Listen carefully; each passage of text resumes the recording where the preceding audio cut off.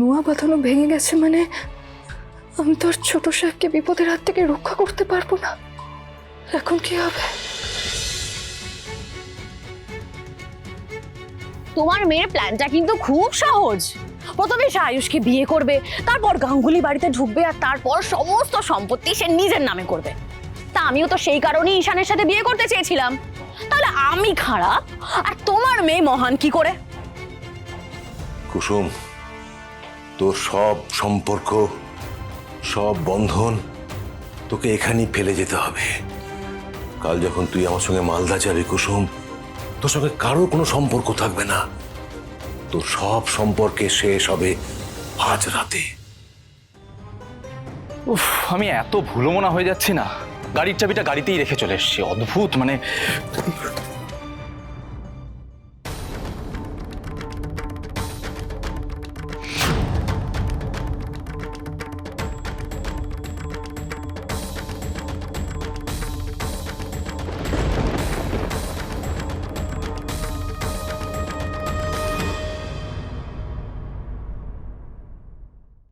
আজ আমি কুসুমের সঙ্গে এবারই সব সম্পর্ক ভেঙে গুড়িয়ে দেব। দেখি কে বাঁচায় এই সমস্ত সদপাত চিহ্নকে।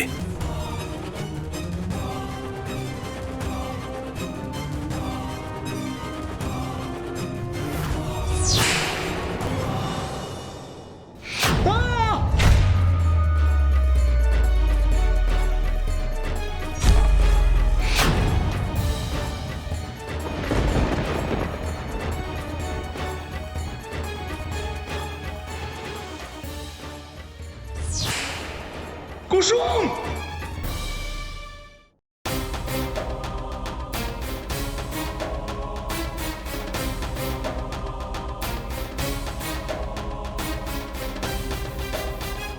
আমার কেন মনে হলো ছোট সাহেবের কোনো বিপদ হয়েছে? আমি যেন স্পষ্ট শুনতে পেলাম উনি আমাকে ডাকছেন, সাহায্য চাইছেন।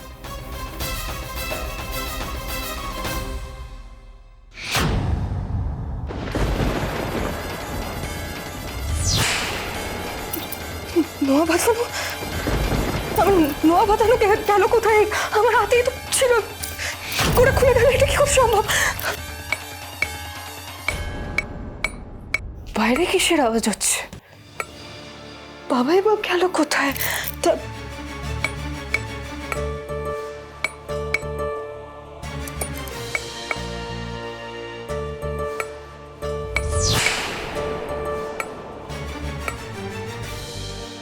বাবা, বাবা কি করছো? এই অনেক করে কাজ করো না। ওই কুসুম, এক পা কমি না, তোকে মেরে ফেলবো আমি।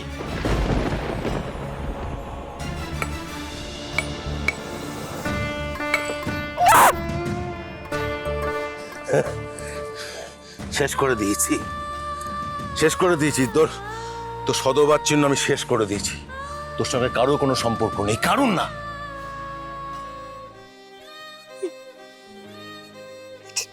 এটা কি করলে?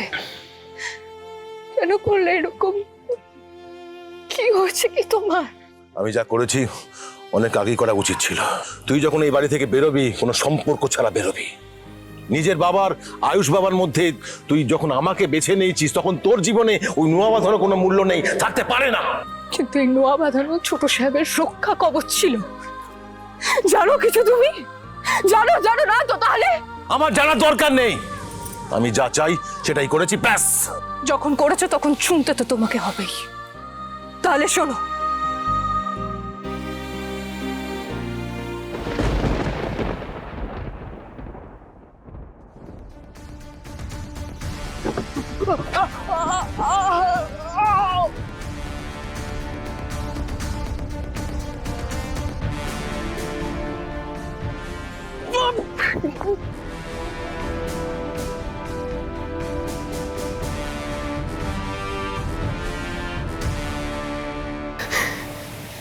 এই নোয়া বাঁধানোর অনেক মূল্য ছিল।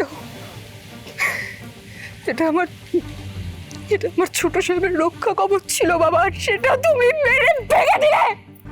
তোমার কোনো অধিকার নেই আমার থেকে আমার নোয়া বাঁধানো ছিনিয়ে নেওয়ার।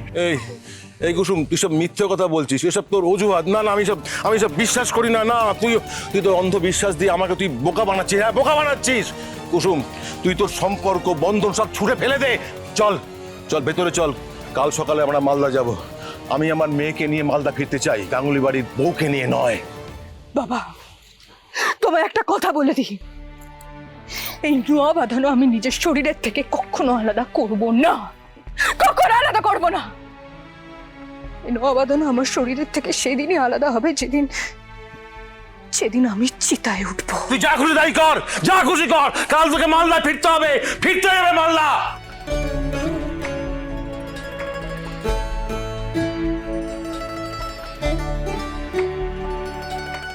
কুসুম, কুসুম, কি আছে?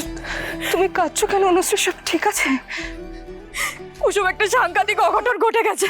মানে ফায়দা সিঁড়ি থেকে পড়ে গেছে। তুমি এক্ষুনি চলো, এক্ষুনি চলো, তাড়াতাড়ি চলো আমার সাথে।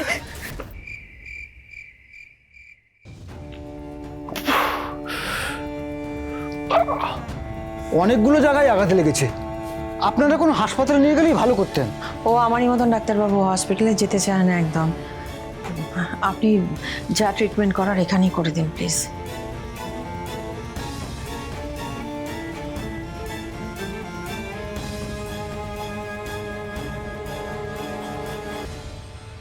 এই ওষুধটা আনিয়ে নেবেন, তাহলে ব্যথাটা একটু কমবে। দিন ডক্টর।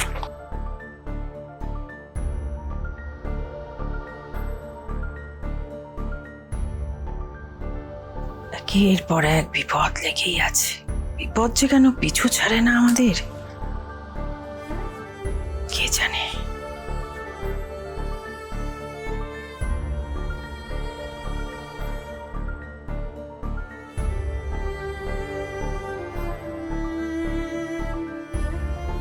আমার নোয়া বাঁধানো বাবা ভেঙে দিয়েছে, সেটা দেখেই আমি বুঝেছিলাম যে কোনো না কোনো বিপদ হতে চলেছে।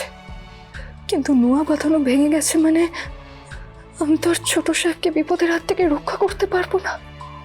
এখন কি হবে? আমার ছোট সাহেবের খুব বিপদ ঠাকুর, ওনাকে যেভাবে হোক রক্ষা করতে হবে। তুমি ওনাকে সুস্থ করে দাও ঠাকুর, উনি অনেক আঘাত পেয়েছে। বাবা আমার সধবার চিহ্ন মুছে দিয়েছে, যার জোরে আমি আমার ছোট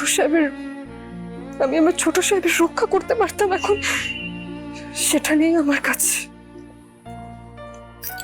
এখন কি করব? কি হয়েছে তোর?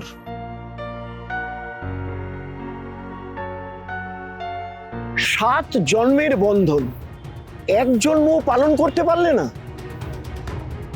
কেন সধবার চিহ্ন খুলে ফেললে? আমি ইচ্ছে করে করিনি, ভুল হয়ে গেছে আমার, আর সেই ভুলের প্রায়শ্চিত্ত করতেও আমি রাজি। যার অধিকার আছে এই নোয়া বাঁধানো পরানো, তার আবার এটাকে ছোঁয়া জরুরি। এক কঠোর ব্রত করতে হবে। এনাকে দেখেও একজন ত্রিকালদর্শী বাবা বলে মনে হচ্ছে, ইনিও হয়তো ভবিষ্যৎ দেখতে পান। একবার কথা বলে দেখি।